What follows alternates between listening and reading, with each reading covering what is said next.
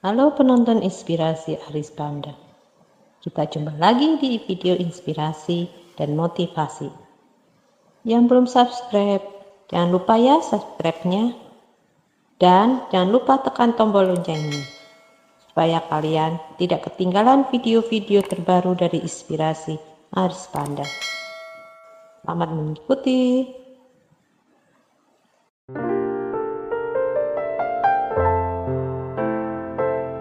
Kisah inspiratif.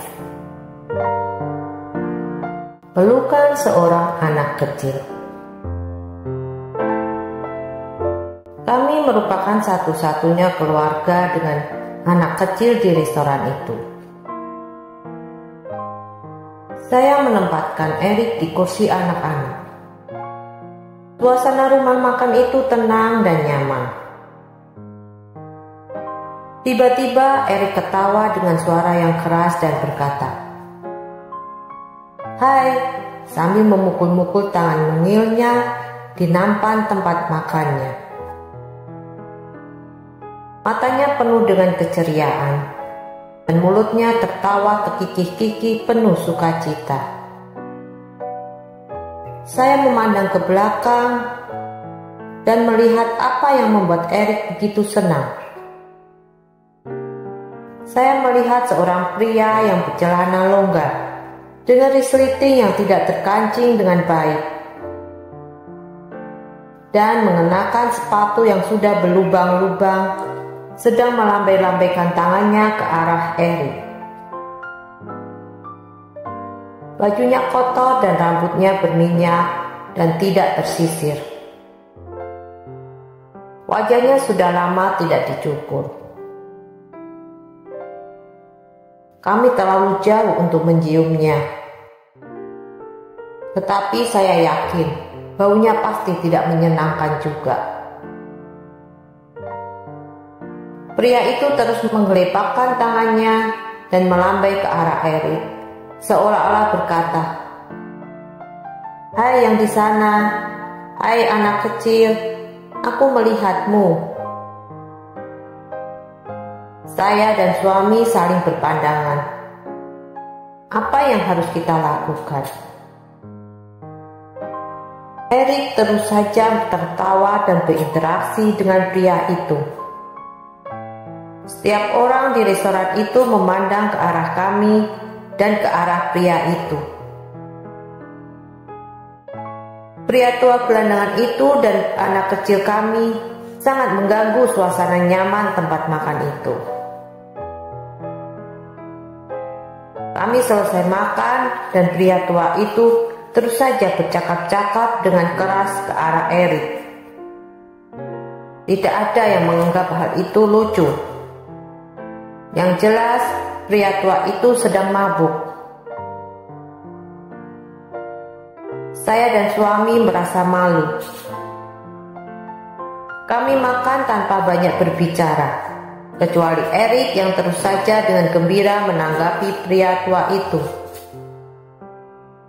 Selesai makan, saya menuju pintu keluar, sementara suami saya membayar di tempat kasir. Pria tua itu menempatkan dirinya di dekat pintu. Ya Tuhan, biarlah aku keluar dari tempat ini sebelum dia berbicara kepada aku atau Erik. Doa saya. Saya mencoba menghindar darinya agar tidak mencium bau badannya yang kurang enak. Tetapi seraya saya menjauhinya, Erik membentangkan kedua tangannya dan mendorong tubuhnya ke arah pria tua itu dalam posisi yang mengundang pria itu untuk merangkulnya. Sebelum sempat saya berbuat apa-apa, Erik sudah berada di dalam gendongan pria tua itu. Saya tertegun.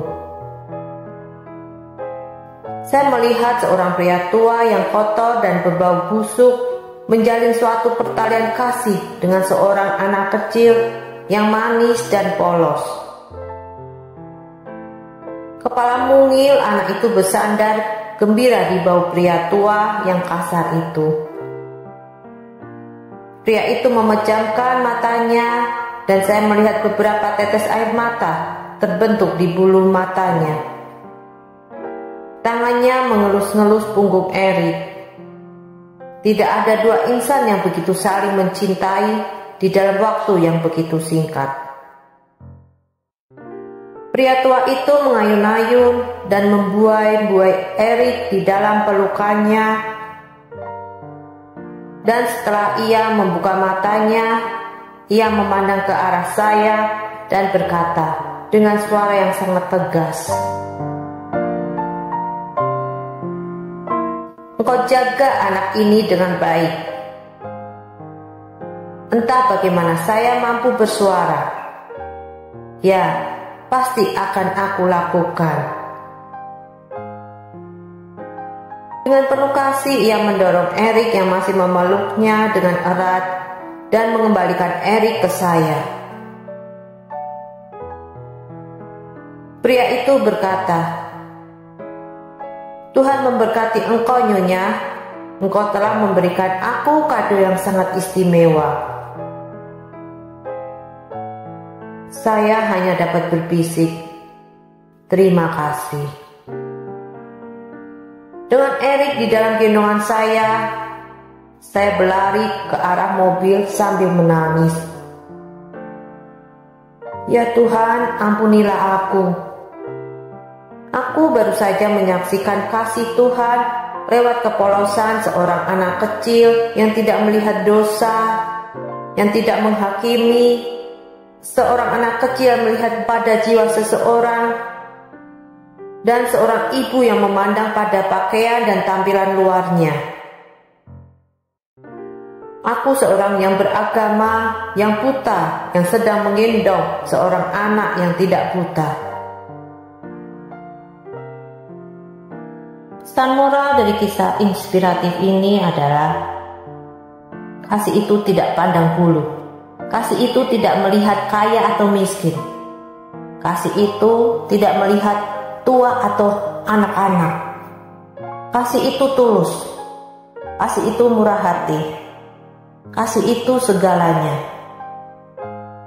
Tuhan mengajarkan kasih sejak kita masih kecil.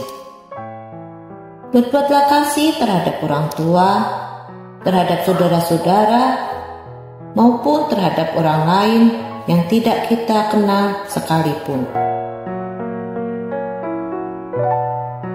Kasih dalam teologi Kristen dipahami sebagai persahabatan manusia demi Allah yang mempersatukan kita dengan Allah. Ia menyatakannya sebagai yang paling utama dari kebajikan-kebajikan. Selanjutnya, kasih menyatakan bahwa kebiasaan mengasihi meluas tidak hanya untuk cinta akan Allah, tetapi juga untuk cinta akan sesama kita. Beberapa orang mendeskripsikan kasih dalam pengertian amal, dalam makna hanya sebagai perbuatan memberi dengan kebaikan hati. Sementara kalangan lainnya seperti Gereja Katolik memiliki makna-makna yang saling terkait, yaitu kasih adalah kebajikan teologal yang dengannya kita mencintai Allah di atas segala-galanya demi dirinya sendiri dan sesama kita sebagaimana diri kita sendiri demi cinta akan Allah.